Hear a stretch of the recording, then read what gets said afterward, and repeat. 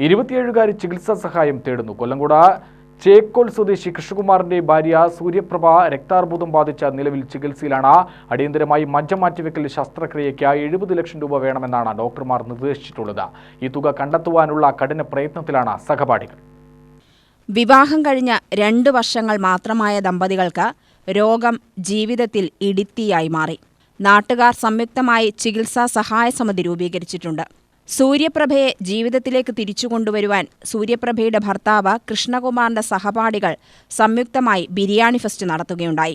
10ാം തരം ഒരുമിച്ച് പഠിച്ച കൂട്ടുകാർ ചേർന്ന MGR ഓഡിറ്റോറിയത്തിലാണ് ബിരിയാണി ഫെസ്റ്റ് നടത്തിയത്. 16ഓളം സഹപാഠികളും അവരുടെ മക്കളുമാണ് ബിരിയാണി ചലഞ്ചിന് നേതൃത്വം നൽകിയത്.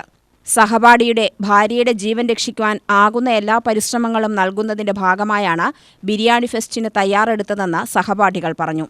ബിരിയാണി ചലഞ്ചിൽ ലഭിക്കുന്ന തുക മുഴുവനും കൃഷ്ണകുമാറിന് നൽകാനാണ് സഹപാഠികൾ തീരുമാനിച്ചിട്ടുള്ളത്.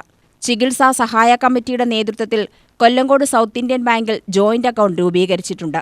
സൂര്യപ്രഭയെ ജീവിതത്തിലേക്ക് തിരിച്ചുകൊണ്ടുവരുവാൻ എല്ലാ സന്മനസ്സുകളും ഒന്നിക്കണമെന്നാണ് നാട്ടുകാരുടെയും ആവശ്യം.